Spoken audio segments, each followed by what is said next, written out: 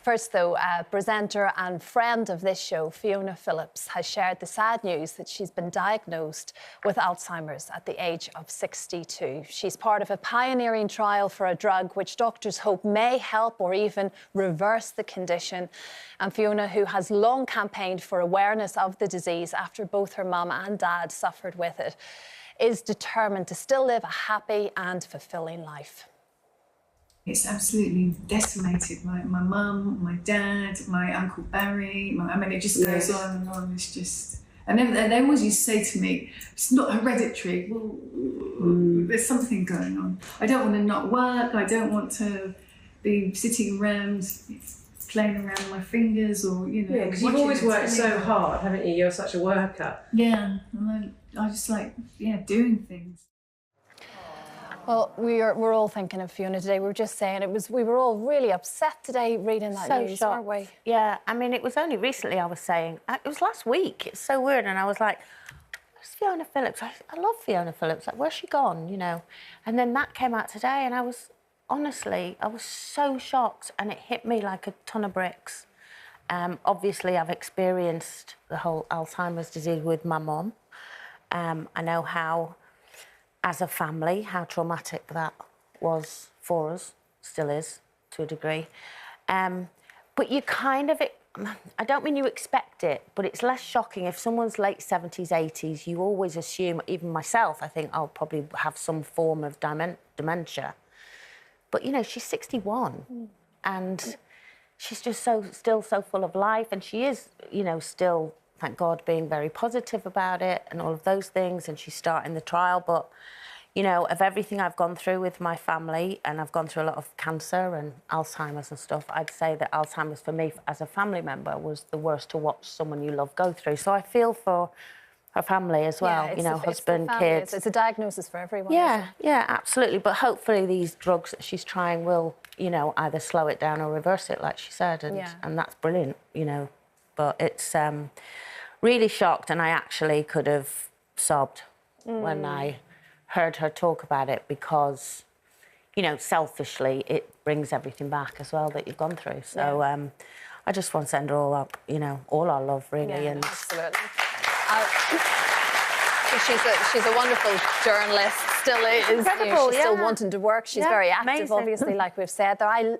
I loved watching Fiona Phillips in the morning. She is like one of the best female broadcasters. And she's always so bubbly, still is. Oh, bubbly she's brilliant, and she's still got that spark. And I think it's probably getting over the initial shock of this diagnosis. But she is a fighter, and actually, in many ways, when you think about what Dame Deborah James managed to do for bowel cancer, which we've all now, we're much more aware of that. She did incredible work. And I think Fiona Phillips certainly has the power behind what she's done in her career to be very vocal about an incredible, you know, terrible disease, and to draw so much light to it. I think she could really... I think she could make a big throw her efforts difference, into something, because until it affected my mum, typically, as a human, I never thought about Alzheimer's. I thought it was an old person. Just old people get dementia, that's the way it is. Never thought about it. And I think now, to open it up, that it doesn't discriminate, as in age-wise and all of that. And I think it's good that she's... I mean, people who've been diagnosed with it have gone on working. And people like Terry Pratchett, for example, writing books and wrote a whole book, and, you know, has been very, very vocal about it. What it brings home to me is that everybody I know knows someone very close to them who's got it, who has been diagnosed with it, and it's not that far away. So at my age, 76, cancer and Alzheimer's are the two things that you think about and worry about all the time, the two big health scares. And so what I have decided to do is just not think about it, to focus on each day and be positive, and also to try and eat more healthily, drink slightly less, exercise a little bit more.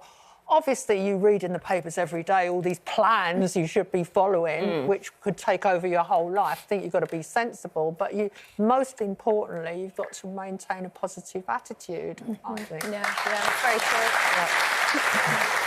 I obviously agree with everything everybody said, and especially with what Janet's saying. My whole thing is about positivity and trying to stay focused and trying not to focus on the negatives.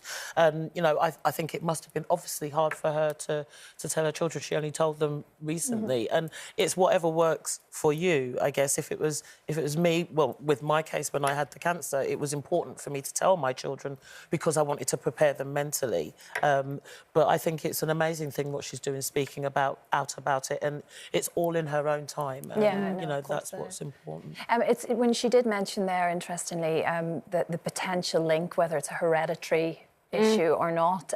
Would you want to know? You know, that's the question, isn't it? No, it's the one thing I've always said. You know, because there was or still is, a test that you can take, I think, to see if you carry that gene. You know, if it was a disease where they said, yes, but we can cure it. If we find it, we can cure it, but they haven't got to that stage yet. They can slow it down in the hope they might reverse it, but none of that. And it would just ruin the rest of my life if I knew now that I might get it in 20 years. I would just dread it my whole life. And it's my biggest fear in life since I've seen my mum go through it.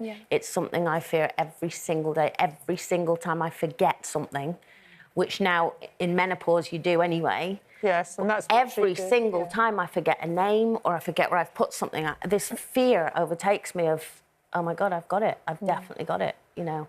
And so I wouldn't like to know. No, I just don't. I think it would ruin my life. It's a personal thing, of course. But no, I think I'd be with you, Coleen. But look, as we say, Fiona, we're sending you all of our love, indeed, all of the family, and wishing you all of the very best. And hopefully we'll get to see you very soon as well. So yes, Fiona Phillips was a big story today.